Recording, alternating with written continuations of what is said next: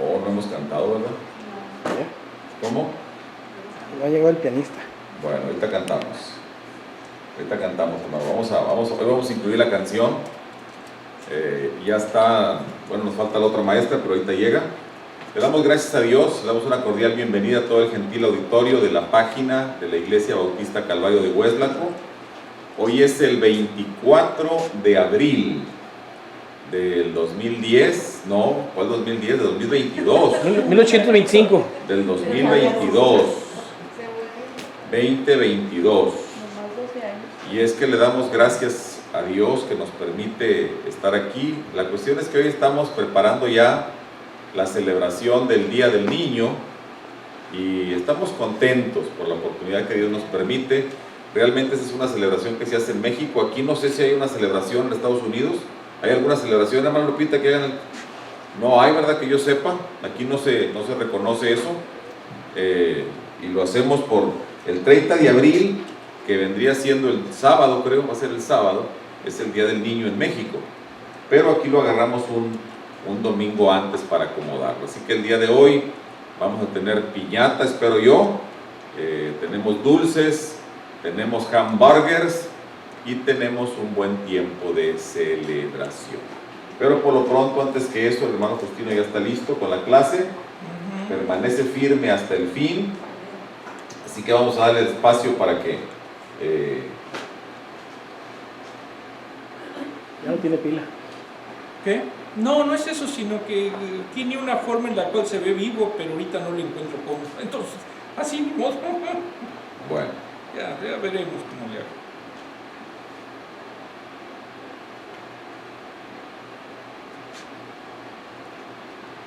¿Listo? Bueno, vamos a orar, hermanos. Vamos a orar. Y así vamos a dar inicio a la clase.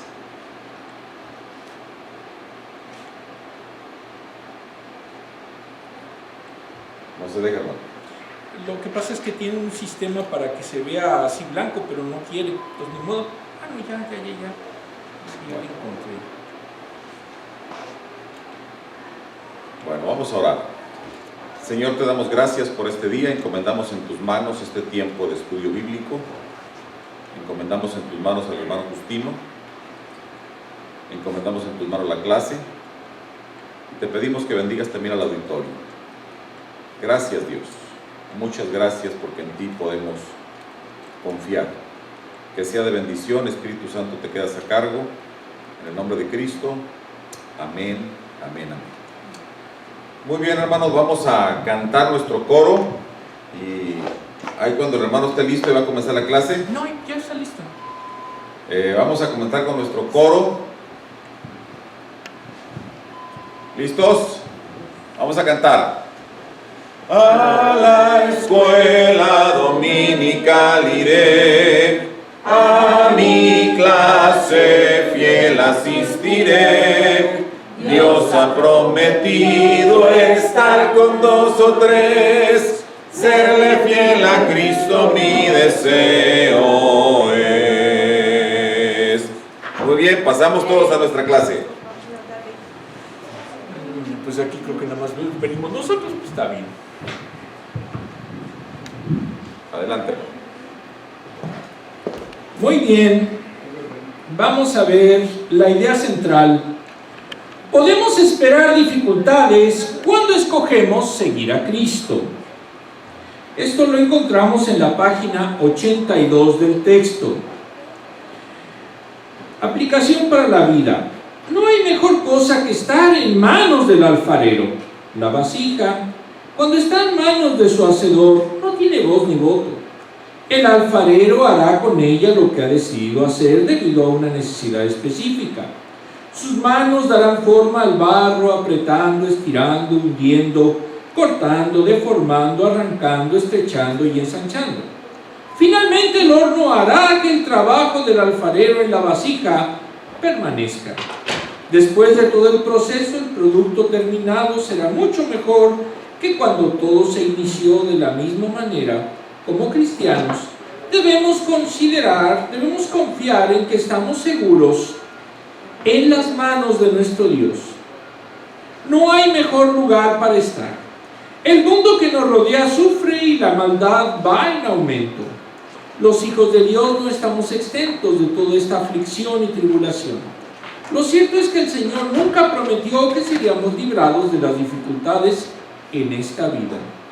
Cuando seguimos a Jesucristo, las pruebas no tardan en llegar, sobre todo cuando el fin se acerca. La buena noticia es que Él ha prometido estar a nuestro lado hasta el fin. Por eso debemos mantenernos firmes hasta el fin. Tenemos un pequeño gran problema. La lección como está planteada en el libro está equivocada. ¿Por qué? Porque no estamos hablando de un tema trivial, sino estamos hablando de un aspecto profético totalmente. Entonces, de entrada, todo lo que nos ha dicho hasta ahorita, pues está mal. Podemos decirlo literalmente. Bueno, vamos a continuar. Vamos a comenzar con nuestro texto bíblico.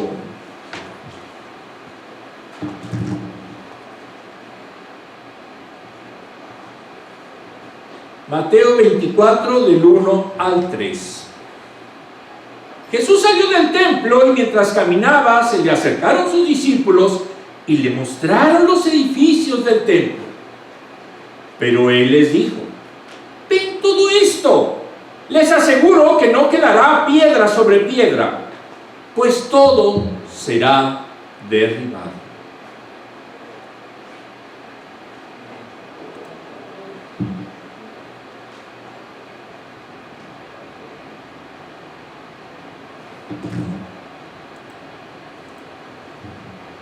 Más tarde estaba Jesús sentado en el monte de los Olivos, cuando llegaron los discípulos y le preguntaron en privado: ¿cuándo sucederá eso? ¿Y cuál será la señal de tu venida y del fin del mundo?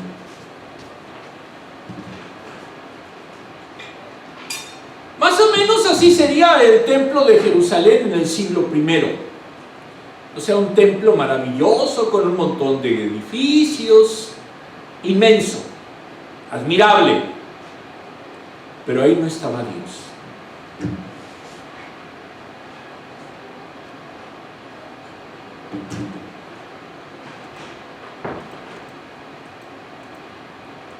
Vamos a ver el contexto del versículo 1. En el tiempo en que el Señor iba a ser crucificado, las visitas al templo eran diarias. Allí enseñaba y tuvieron las confrontaciones con el estamento religioso. Al salir del templo, los discípulos le mostraron la majestuosidad de los edificios, mostrándole su admiración por ellos. En esos tiempos, el templo de Herodes estaba prácticamente construido, al menos los edificios más grandes, viéndose las piedras en ellas como en el suelo de los atrios del santuario. Se basó en el diseño del templo de Zorobabel, iniciado en el año 19 antes de nuestra era. Duró 9 años, pero la terminación total se dio hasta el año 62 después de nuestra era.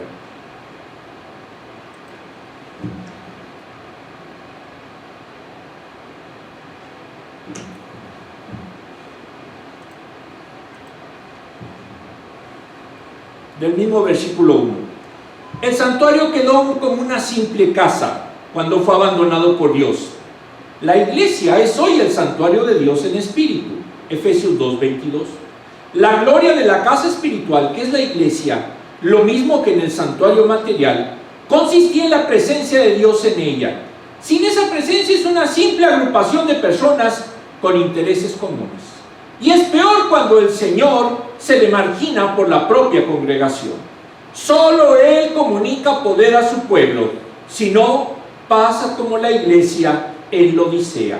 Apocalipsis 3:20.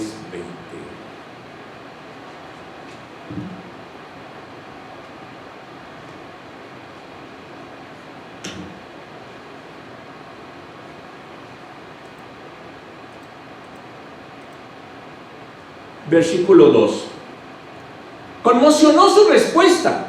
En lugar de admirarse, hizo una profecía que anunciaba la destrucción de todo aquello. Si las piedras grandes caían a las construcciones, de igual forma. Si ni siquiera había sido terminado y ya anunciaba su destrucción, similar a la que vivió Israel cuando invadieron los babilonios y destruyeron el templo de Salomón. Este anuncio implicaba la destrucción del templo y de la nación. Los impactó mientras subían la empinada cuesta de Olivete.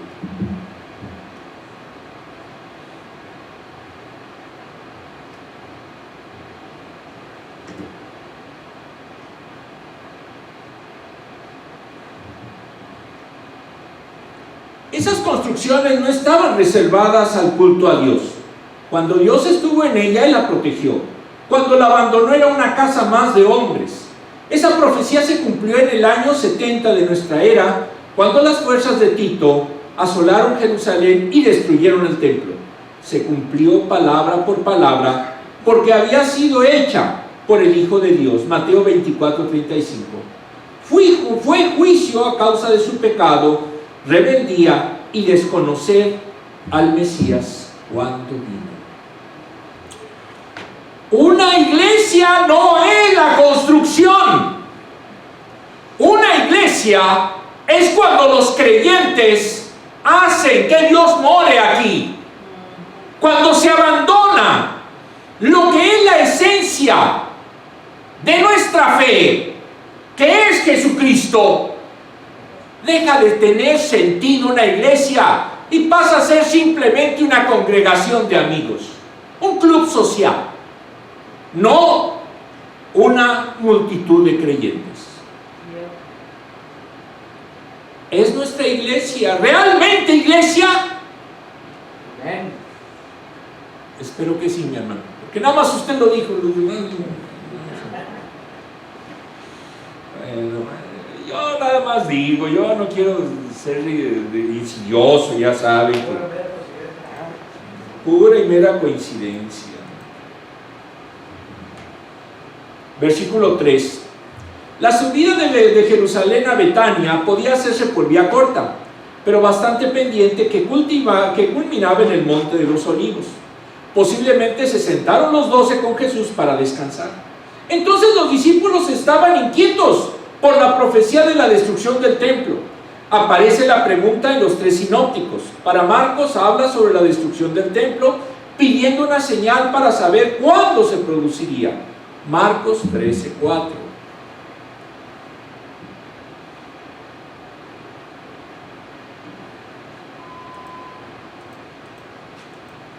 Mismo versículo 3. Lucas registra la misma pregunta, Lucas 21:7. En Mateo vemos 2 preguntas, similar a la de los otros 2 sinópticos, y 2 en donde se le pregunta sobre su venida y el fin del siglo.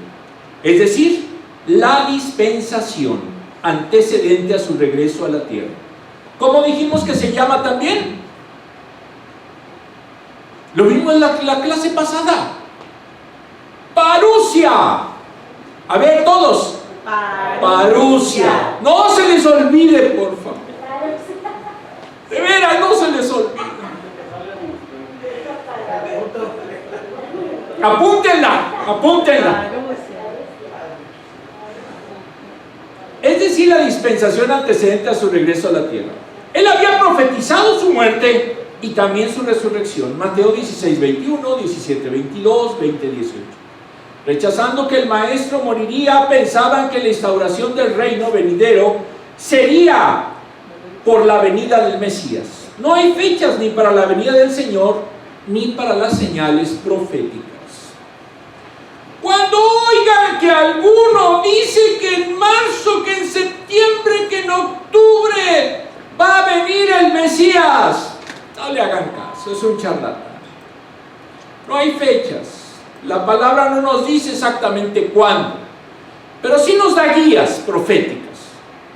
Y es lo importante de estar pendientes de esas guías, de esas señales, de esos puntos de inflexión que nos van a permitir decir cuándo está cerca realmente la venida del Señor. Desglose. Confía en que Dios siempre está en control y que no estás al azar. Pese a todas las pruebas que tengas o vengan, Dios es soberano y todo está bajo su control. No está solo. Confía en que Dios cumplirá su palabra y ha dicho todo lo que sucederá. Todo lo prometido se ha cumplido y todo lo que ha profetizado vendrá. Nos ha revelado lo que debemos saber. Es en lo que debemos creer y confiar en Él. Hay certeza en su palabra y en sus promesas.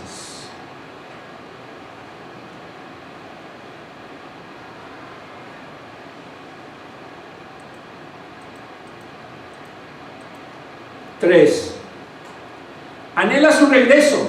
Cuando vea las señales y mantente firme en Él. En el mundo tendremos pruebas, Juan 16:33. En Cristo podemos estar seguros. Él estará a tu lado y cumplirá su propósito en ti. Si lo dejamos. Él va a regresar y va a hacer todo nuevo. Un cielo flamante, una tierra distinta. Cuando veas las señales de su venida, anhela el regreso del Señor. Gózate en ello y mantente firme hasta el fin. Nos debemos de asustar de las señales que presagian que está cerca el fin del mundo.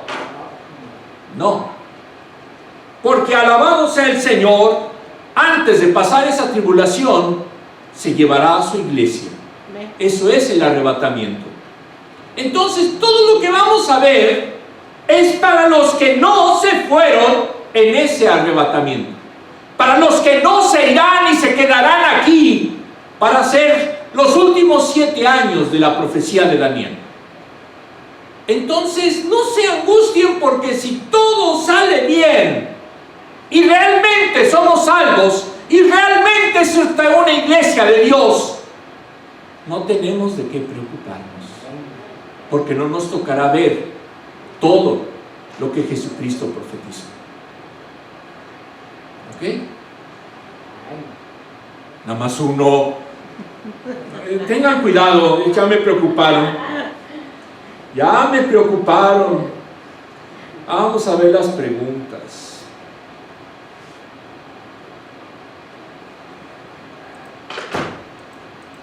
Preguntas. ¿Cómo podemos mantenernos firmes hasta el fin? Insisto, lo que hablan estos versículos es sobre el fin de los tiempos. Y se supone que si nosotros vamos a ser arrebatados, no nos va a tocar ver esto. Por eso digo que el libro está equivocado. El libro no analizó el aspecto profético. Entonces, esperemos no estar en ese momento,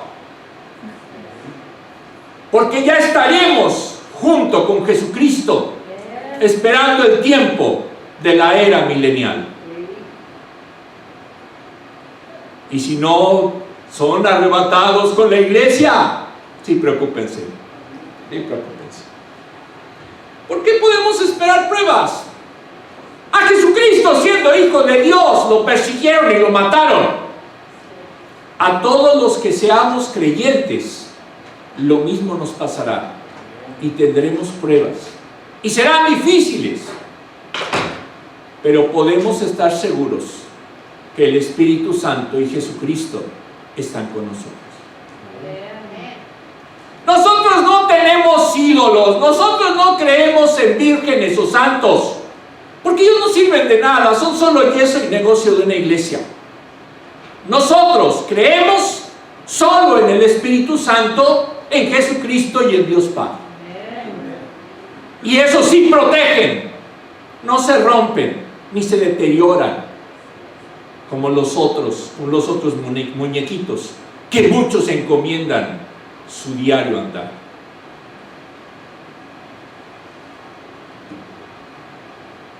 Eso es muy cruel, ¿verdad? Perdón, no soy nada delicado. Mateo 24, del 4 al 8. Lo que es en rojo es lo que dijo Jesucristo, textualmente. Tengan cuidado de que nadie los engañe, les advirtió Jesús. Vendrán muchos que, usando mi nombre, dirán, yo soy el Cristo, y engañarán a muchos.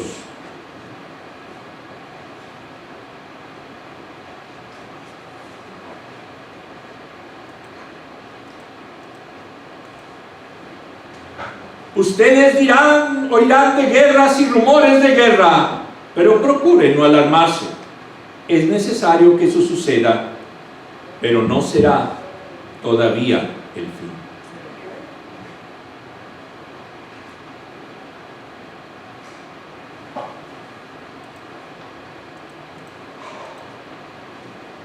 Se levantará nación contra nación y reino contra reino. Habrá hambre y terremotos por todas partes. Todo esto será apenas el comienzo de los dolores.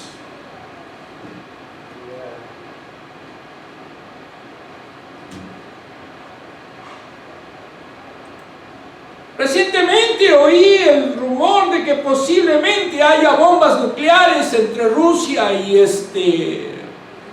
Ucrania. Posiblemente. Y puede ser que existe, y puede ser que se dé. Pero es apenas el principio. Y si fuera ya el tiempo de la tribulación, antes de ese momento, la iglesia será arrebatada. La pregunta es, ¿realmente nos iremos con Jesucristo? ¿O no son salvos y esperen lo que viene? ¿Ok? ¿Quién está seguro que se irá con Jesucristo en el arrebatamiento? Uno. ¡Qué bárbaros! Mis hermanos, oren por favor. Ya me angustié. Y hasta el hermano hasta se ríe. No. Créame que no es de risa, mi hermano. Bueno. Versículo 4, contexto. Esta respuesta fue dicha antes de su muerte, Mateo 26, del 1 al 2. En los tiempos finales privará el engaño. Son enviados de Satanás y buscarán alejar a las gentes de Dios. Los impulsará a seguir su propia mentira, como dijo Pablo a los tesalonicenses, segunda de Tesalonicenses 2, del 10 al 12. Entonces, previa a la segunda venida, habrá una actividad especial de engaño. Por esto debían de estar atentos y velar diligentemente, manteniéndose firmes, sin caer en engaños. Los engañadores tienen una boca muy, diríamos, elocuente. Pueden engañar a cualquiera. ¿Por qué razón? Porque la gente se hace sus mitos y esos mitos se los cree la propia gente. El engañador repite esos mitos y hace que la gente ahonde más en su mentira. El fanático no busca la verdad, solamente lo que quiere oír. El fanático no es creyente, sino seguidor de fulanito o sultanito. Hay cultos, por ejemplo, los testigos de Jehová, que cambiaron la Biblia a su forma y dicen lo que ellos quieren y lo que ellos predican. Hay que hacer una Biblia de hombres. Los mormones dijeron, no, hay que agregarle libros y hay que hacer que un falso profeta, John Smith, diga de que son complementos de la Biblia, para entonces poder poner su doctrina y sus costumbres. Todo esto son muestras de lo que hacen los engañadores. Y hay muchos que los siguen y se fanatizan con ellos. No meditan, no revisan la escritura. Simplemente, lo dijo él, es el profeta, yo le sigo. Lo dijeron así mis fundadores y ya. Pero no buscan la verdad. No analizan la palabra y no descubren que están en el engaño.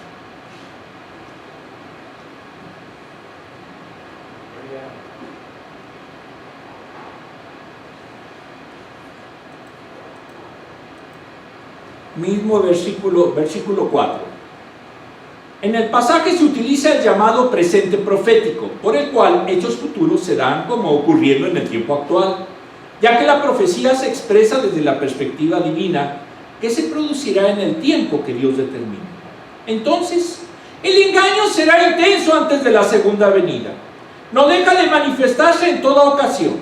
Esa advertencia se extiende a todos en todo momento, en cualquier tiempo.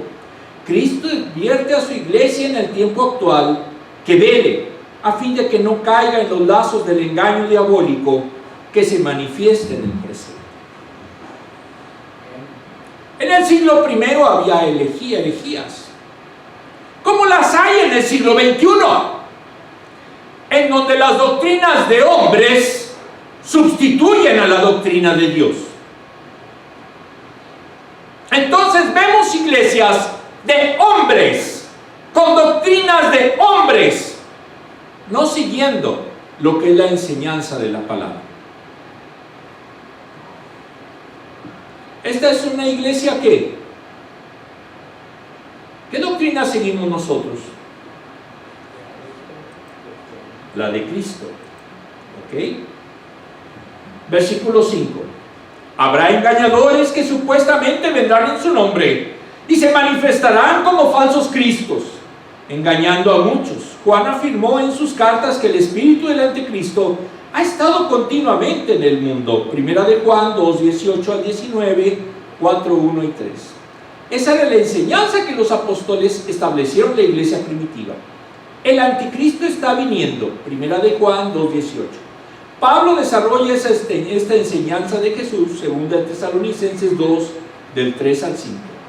El anticristo se presentará como el Mesías, sirviendo al propósito rebelde de Satanás. No nos extrañe que aparezca un nuevo Mesías, está profetizado. Y cuando eso suceda, muchos lo seguirán. Posiblemente hasta haya una iglesia universal en donde todos tengan que ser fieles. Pero si es esto el inicio de la tribulación, reitero, no lo vamos a ver si es que realmente somos dignos de estar con Jesucristo en el arrebatamiento. ¿Lo somos? Bueno, todos me dijeron que no, que sí, que bárbaros, cuidado.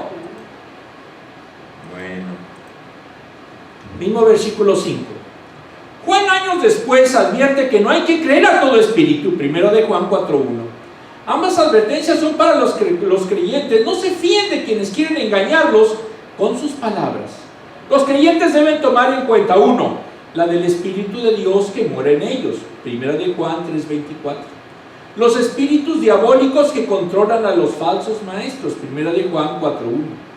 Buscan llevar el plan opuesto a Dios, como ya lo decía Jeremías 29:8 y 9, y Pablo lo ratifica en Primera de Timoteo 4:1.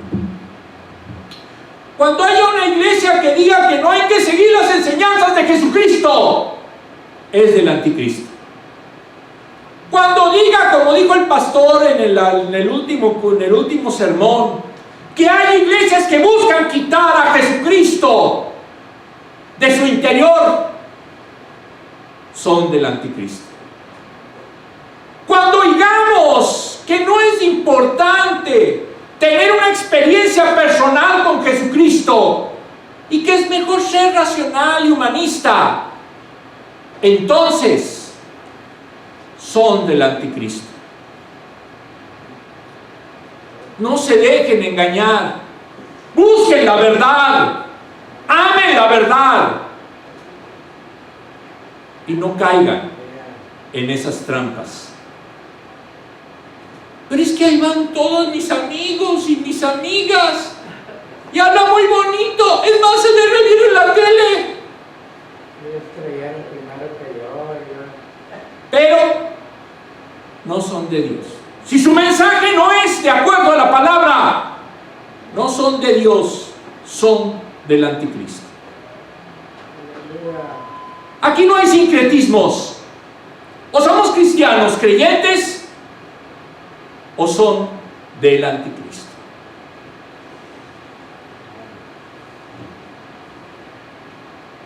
Espero que no se me enojen algunas iglesias. Y si se enojan, ni modo. Solo podemos verificar su enseñanza a través de la palabra. Es lo que yo les decía. 1 Tesalonicenses 2:4. Pablo lo dijo antes. Muchos falsos profetas han salido por el mundo. 1 de Juan 4:1. Ellos pretenden decir que vienen en nombre del Señor o ser el Señor mismo. Y lo seguirán, especialmente Israel. Ratifica esta advertencia. Jesús, que hizo en Mateo 7:15, se refiere a todo tiempo, en especial a los tiempos próximos a la segunda venida, culminando en Apocalipsis con la llegada del anticristo. Apocalipsis 6:2. No fue la primera vez que Jesucristo lo dijo. Tengan cuidado con las mentiras. No crean todo lo que les dicen. Aunque esté en TikTok, aunque esté en YouTube, aunque esté en Facebook y sea muy popular y tenga millones de seguidores, si no es de acuerdo a la palabra, es del anticristo. Aunque lo patrocine X o Y empresa, si no es de acuerdo a la Biblia, es del anticristo. Por eso no nos patrocinan aquí. Versículo 6. En esta segunda señal es la tónica habitual de la historia de la humanidad, las guerras, y se incrementarán al fin de la dispensación, y en especial antes de la segunda venida de Cristo, lo que concuerda con el Apocalipsis. El caballo bermejo con gran espada, quitando a la tierra la paz. Apocalipsis 6:3. Todas esas guerras concluirán con el Armagedón. Apocalipsis 19:17 a 21. El anticristo firmará un pacto de paz con Israel. Daniel 9:27. Pensarán en una paz permanente y duradera. Primera de Tesalonicenses 5, del 2 al 3. Si ustedes se espantan por los horrores de la guerra, de la Segunda Guerra Mundial, de lo de ahorita de Rusia con Ucrania, es mínimo a lo que se viene. De acuerdo a esta profecía, Israel será engañado.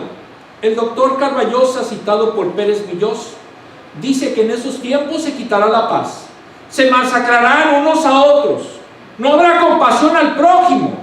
Esas tensiones tienen su clímax antes de la venida de Cristo.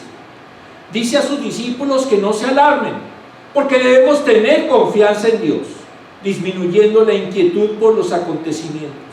Salmos 23:4. Esa confianza es en cualquier circunstancia de conflicto